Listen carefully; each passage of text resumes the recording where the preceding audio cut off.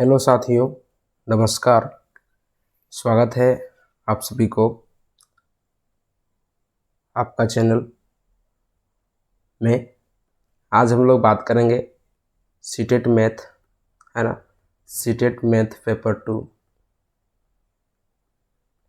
ठीक है, हम लोग चैप्टर 1 देख लिए। ठीक है, आज चैप्टर 2 स्टार्ट कर रहे हैं।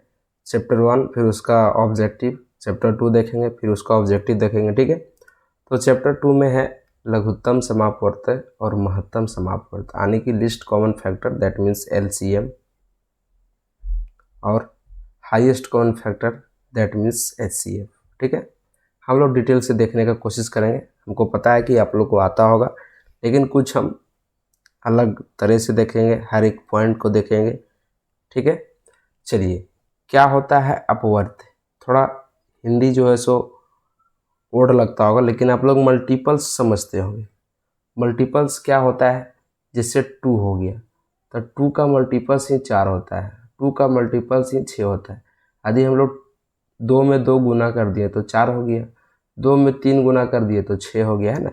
इसी को हम लोग बोलते हैं मल्टीपल्स। तो वही बोल रहा है कि ऐसी संख्या जो किसी दी गई संख्या से पूर्णतः विभाजित हो, तो मल्टीपल होगा तो ऑब्वियस है कि वह विभाजित भी होगा। ठीक है, तो दी गई संख्या की अपवर्त कहलाती है, दैट मीन्स मल्टीपल कहलाती है। जैसे 6 हो गया तो 6 का मल्टीपल ही 12 है, 6 का मल्टीपल ही 18 है, और 6 का मल्टीपल ही 24 है। तो क्या यदि हम लोग 24 को 6 से भागा देंगे, नहीं कटेगा? इसको 6 से भागा देंगे, नहीं कटेगा? इसको 6 से भागा देंगे, नहीं कटेगा? ऑब्वियस कटेगा। तो वही बोल रहा है कि ये सभी संख्या जो है सो 6 के अपवर्त है, 6 से भागा जा रहा है, 6 का मल्टीपल है। ठीक है, चलिए आगे देखते हैं हम लोग गुणनखंड, फैक्टर। ठीक है, तो जब कोई संख्या दूसरी संख्या को पूर्णतः विभाजित कर सकती है तो उसी दूसरी संख्या का गुणनखंड कहते हैं। ठीक है, फैक्टर किसको बोलते हैं? जैसे यहाँ पर एग्जांपल में दिया 36, तो 36 किससे किससे डिविजिबल है, किससे किससे भागा जाता है? तो 1 से जाता है, ठीक है, 2 से भी जाता है, 3 से भी जाता है, 4 से भी जाता है, 6 से भी जाता है, 9 से भी जाता है, 12 से भी जाता है, 18 से भी जाता है, और 36 से भी जाता है। ठीक है, यानी कि वैसा संख्या जो जितना संख्या से डिविजिबल जाएगा, जितना संख्या से विभाजित होगा, ठीक है, वही उसका जो है सो फैक्टर कहलाएगा। ठीक है, आशा करते हैं आप समझ गए होंगे। जैसे हम लोग 24 लेंगे, ठीक है, 24 लेंगे तो 24 किसका किसका फैक्टर हो जाएगा? 1 हो जाएगा, है ना, 1 हो जाएगा, 2 हो जाएगा, 3 हो जाएगा, 4 हो जाएगा, 6 हो जाएगा, ठीक है, 8 हो जाएगा, उसके बाद 12 हो जाएगा, फिर 24 हो जाएगा। तो ये सब जो है सो मल्टीपल है। ठीक है, ये सब क्या है? ये सब है जो है सो 24 का फैक्टर है, मल्टीपल है। ठीक है, तो हम लोग मल्टीपल देख लिए। अब आगे देखते हैं क्या कि गुणनखंड की कुछ विशेषताएं हैं, प्रॉपर्टीज ऑफ गुणनखंड। ठीक है, प्रॉपर्टीज ऑफ फैक्टर्स। तो क्या है कि गुणनखंड जो है सो एक, अभी हम लोग देखिए, ये देखिए, जैसे 24 हम लोग लिए, एक डिजिट 24 लिए, तो 24 एक से कट रहा है ना, कट रहा है। तो वही प्रॉपर्टी में हम लोग देखेंगे, क्या देखेंगे कि एक सभी संख्या का गुणनखंड है, चाहे आप 2 लीजिए, चाहे 4 लीजिए, चाहे 6 लीजिए, चाहे 8 लीजिए, एक जो है सो सबसे भागा चल जाएगा, सबका गुणनखंड है। 2 गुना 1 लिखेंगे तो 2 होगा, है ना, 2 गुना 3 गुना 1 लिखेंगे तो 3 होगा, है ना। तो एक जो है सो सभी का गुणनखंड है।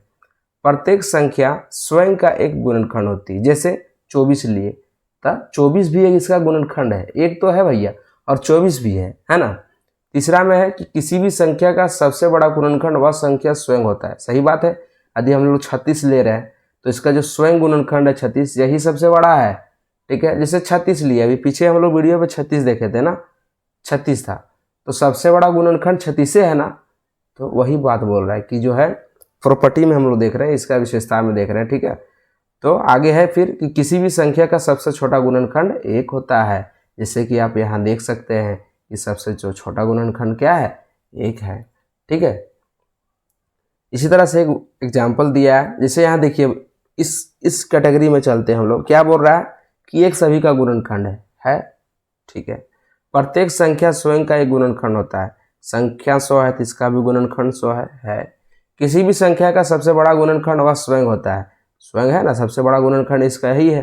किसी भी संख्या का सबसे छोटा गुणनखंड 1 है ना। तो सब जो है प्रॉपर्टी जो है, सभी विशेषताएं जो है सो इसमें फॉलो करता है। ठीक है, अब आइए हम लोग लघुत्तम समापवर्त यानी कि list common factor, that means LCM को हम लोग देखेंगे। हाँ, LCM को देखेंगे, यानी कि वह छोटी संख्या, वह छोटी से छोटी संख्या, जहां बात आ गया छोटी से छोटी संख्या, एकदम LCM निकालिए। बड़ी से बड़ी संख्या का HCF निकालेंगे, है ना। तो वह छोटी छोटी संख्या जो दी गई 2 या 2 से अधिक, LCM का भी एक नहीं निकालिएगा। ऐसा नहीं कि 20 का LCM निकाल रहे हैं, जी नहीं, गलत।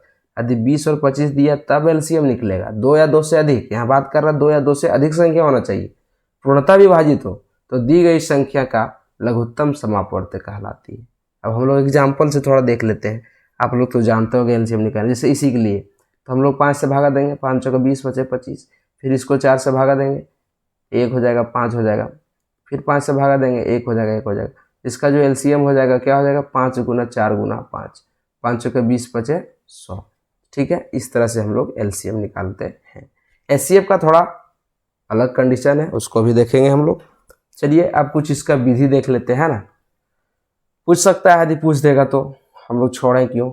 ठीक है, क्या है, फर्स्ट में है कि सर्वप्रथम दी गई संख्याओं को अभाज्य गुणनखंड के गुणनफल के रूप में लिखते हैं। ठीक है, क्या करते हैं, कोई संख्या है, जैसे इसमें थोड़ा अलग विधि से, जैसे मान लीजिए कि संख्या 20 था और 25 था, तो इसको हम लोग क्या करेंगे, क्या लिख सकते हैं, 4 गुना 5। ठीक है, इसको क्या लिख सकते हैं, 5 गुना 5।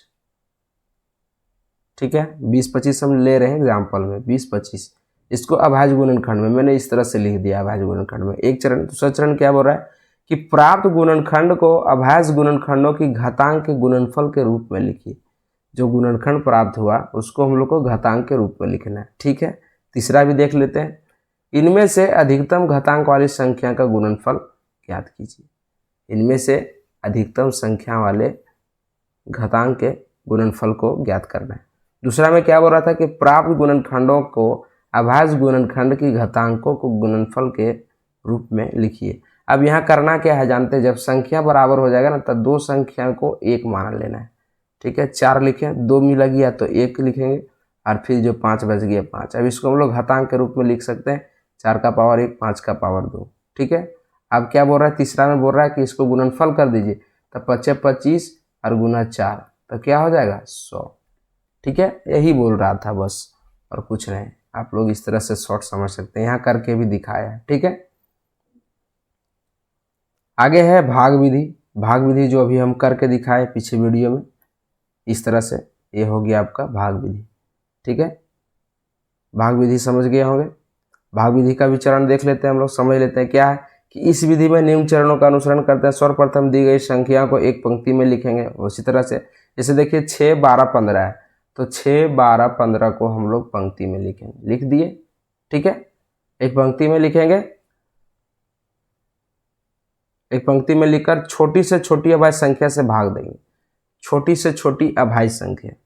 ठीक है, तो भागा दीजिए, सबसे छोटी से छोटी क्या हो सकता है, तो 2 से भागा देंगे, 3 बार में कट जाएगा, आपका 6 बार में कट जाएगा, ये नहीं कटेगा तो यूं ही उतर जाएगा। फिर आगे क्या बोलता है, आगे चरण भी देख लेते हैं। चरण 1 की पुनरावृत्ति तब तक करते हैं जब तक प्रत्येक संख्या के नीचे भागफल 1 प्राप्त ना हो। उसके बाद तीसरा में क्या बोल रहा है कि सभी अभाज्य भाजकों का गुणनफल ज्ञात करके प्राप्त गुणनखंड का अभिष्ट लसा होता है। मतलब समझिए कि तब तक इसको करना है, पुनरावृत्ति इसी तरह से करना है जब तक नीचे जो है 1 ना आ जाए। ठीक है, फिर 15 से हम लोग देंगे। अब क्या बोल रहा है कि जितना बच गया ना तीसरा चरण में सबको गुना कर दीजिए, 2 तिया 6, 6 दूना 12, 12 पचे 60। इसी को हम लोग बोलते हैं भाग विधि बनाना। ये हो गया भाग विधि, और अभी हम लोग एक और देखें क्या, गुणनखंड विधि।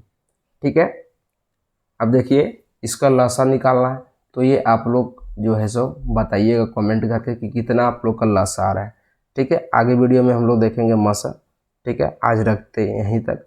यदि अच्छा लगा होगा तो दोस्तों के साथ शेयर कीजिएगा, प्लीज़ एक सब्सक्राइब भी कर दीजिएगा आप लोग। मिलते हैं नेक्स्ट वीडियो में, तब तक के लिए जय हिंद, जय भारत।